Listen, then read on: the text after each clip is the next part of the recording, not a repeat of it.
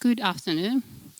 And my speech is not really technical part. I think this is more like a comment for you all ICT or ICT developers.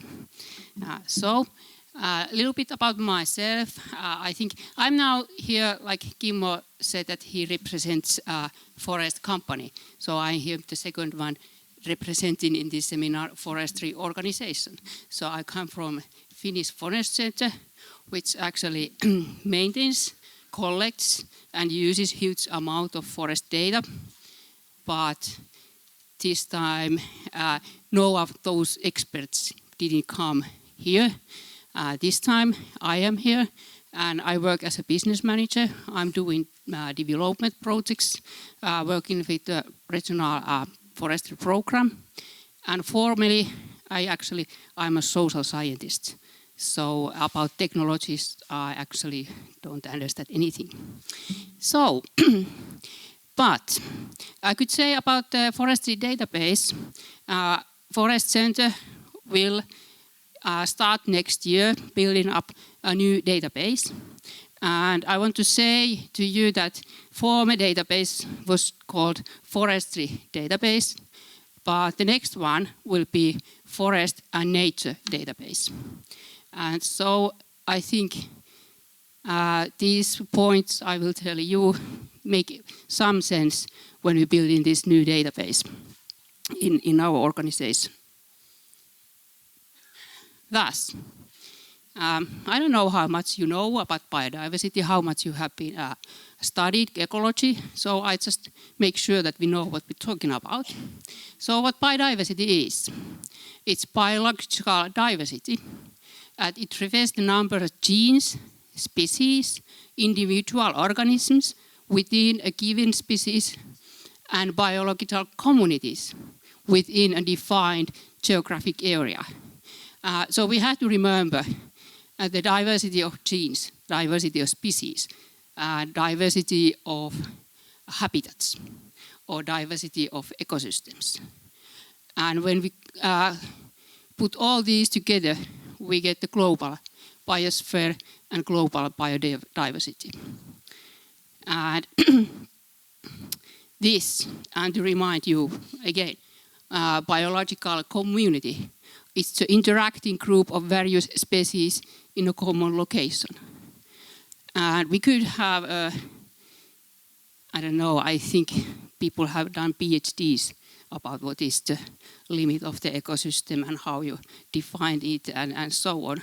But you get here the idea about it. Same time, it's easy to define, but in practical, when you go to forest, it might be quite difficult to define where is the borders of the ecosystems.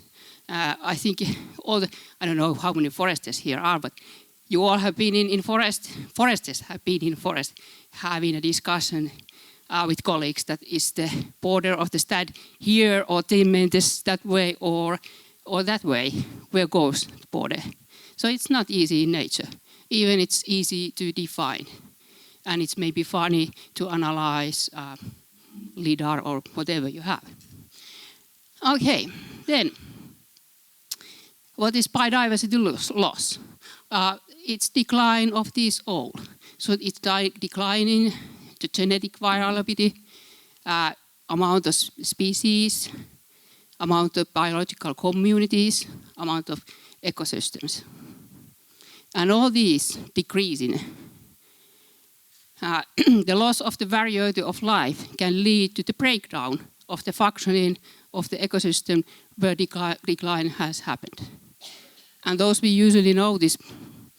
And for example, we have big forest fire or insect damage, bark beetles killing huge hectares of forests, for example. Then we see it. But the point is that we should see it before it happens. Okay, then, some numbers.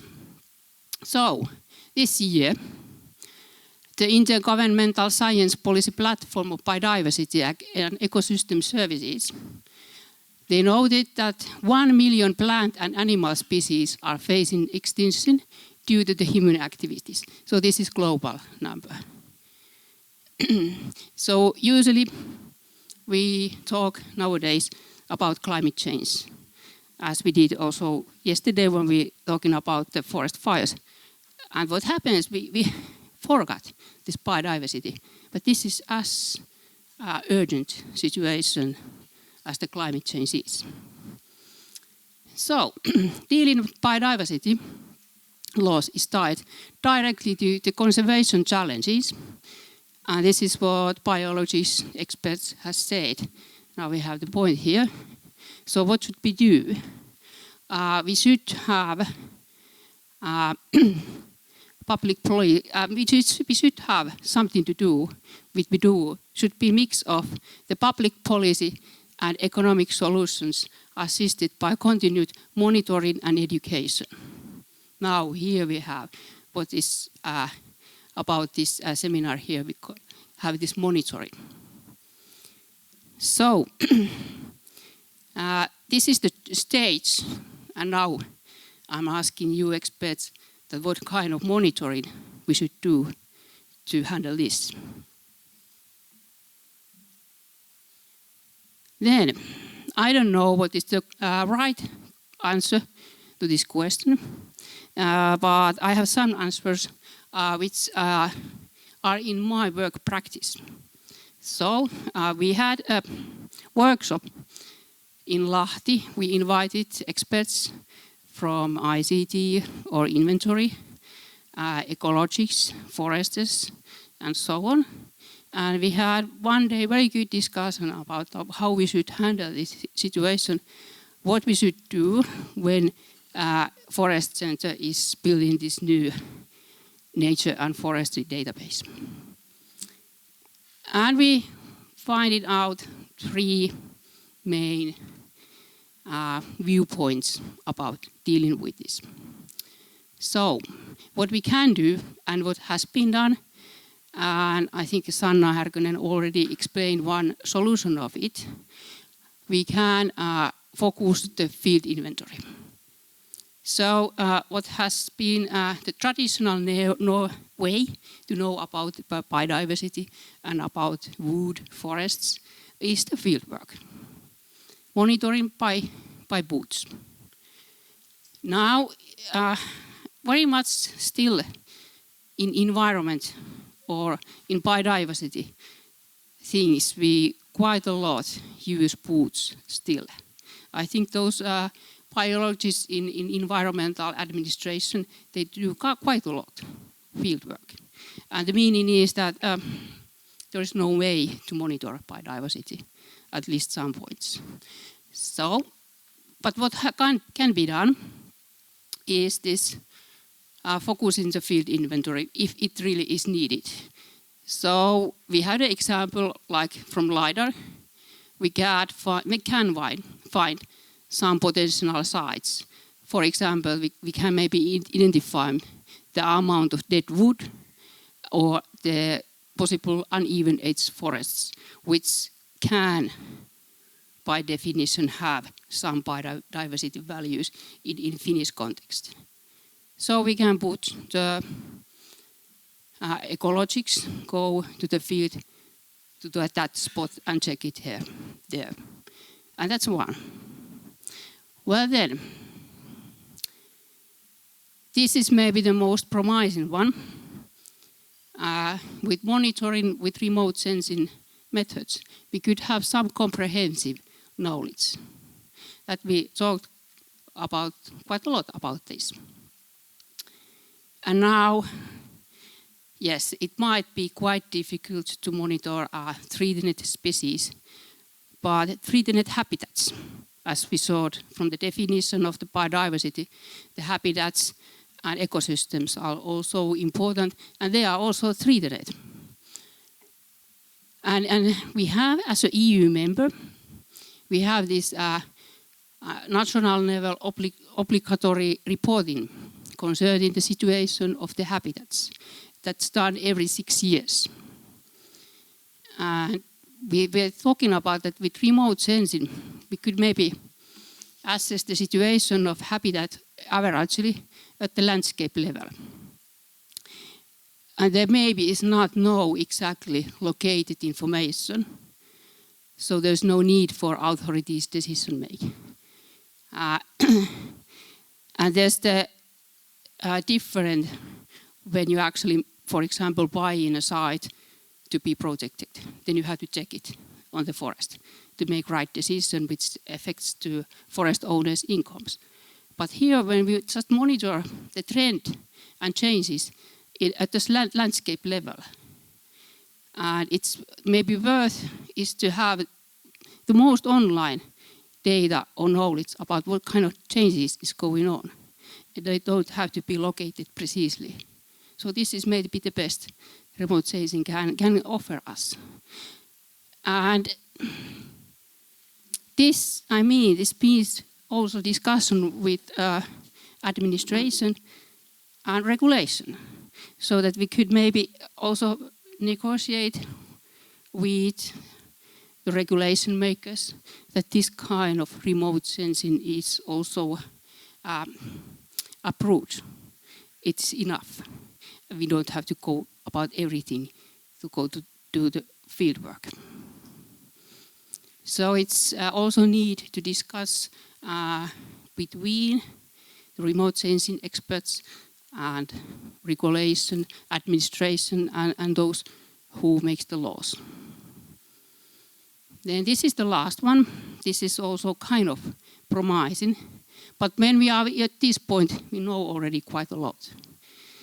So this is example how we can, when we collect in the database, collect the modeling, and have all the information there in GIS, we can, for example, optimize how to leave the retention trees during the clear cuttings. And in here you can see, can we? Yes. So here you can see the sites. If you cut here, there's no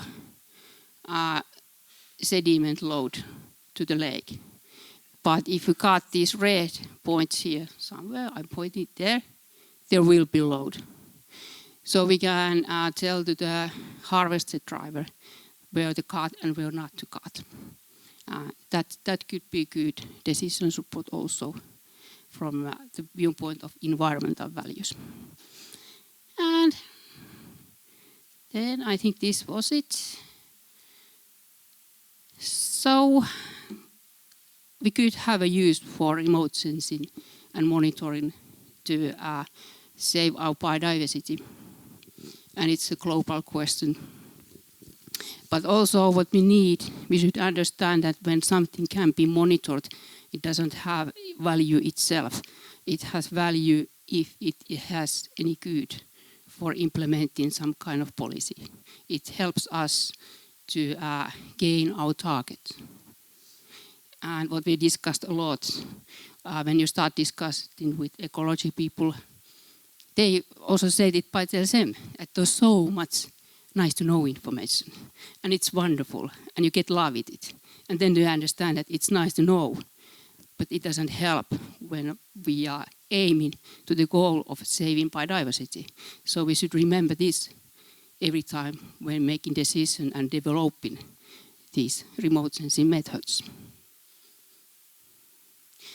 So here are some sources I use it. And thanks to all those 18 experts, we spent one day in last May.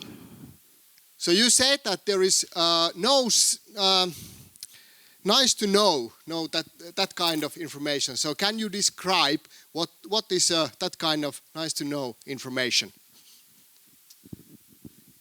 Yeah, I think people they love kind of maybe one kind of fungus. They have enthusiasm on plants or insects, and they're very happy about when they collecting information. And I think the nice to know, I think the most maybe the cost what includes cost, is the need to go to the field to check it. That's one. It's nice to know, to be very sure that it really persists there. And then those people go to field to check it, even it's said it in that you should not go, you should trust on the remote sense data. Our decision making goes this way.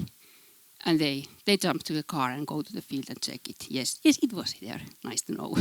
But it's also, I don't have very good examples. It's the technology just gives so many options. And then people and it's very good to play, of course, with the GIS and make all kind of analysis. But sometimes you forgot it, that what was the main goal and what is the cheapest way to achieve that one. I think so. One question, Juha Immonen, Tornator here. Yeah. The focus is monitoring history, what has been done. Have you made any discussions that you estimate what will happen regarding the data what you have collected? Yeah, that's something which ecologist scientist has done. I think they make predictions what happens, and I don't know, you have maybe have heard when in those earlier days, Ilkka Hanski, for example, had a simulation what happens when extinction goes. So I don't know how much actually predictions has come true. I don't do predictions by myself. I just wait for information that I know what kind of policy we should implement. And that's my question also. But it's the one thing that when you have predictions, then you make decisions that what are the policy tools, how, if it's prediction of extinction, that how you prevent it, what you should do that you prevent it, and what is the cost-effective way to make this prevention operationalize this. And that's the difficult question also. And all the ICT tools are also with us again. So should we have kind of management that biodiversity is taken care in every hectare? Or should we have management that we make clear borders which are very strictly protected? And those are different methods for biodiversity. And those are operationalized by remote sensing and GIS. But they are as in a field, out there in truth. They are very different when you practice it. I don't know if I answered the question, but this is what is the right way to use those tools that you have in practice out there in the forest, the right results. I think you just almost answered my question. Rob Connell from Knoll Venture. I'm also involved in an organisation called Snow Change, which works with your organisation as well, and restoring peatland and protecting forest and marsh mire. And one of the things that we've been working on is future business models. And we can look at things like carbon trading, for example, but it's quite a limited focus, but it's one that people understand the monetization of. The other one is looking at biodiversity index as a measurement, so it becomes not a nice to know, but something that will act as a verification where you're looking at things like positive impact investments. So I think maybe to try and turn that into a question is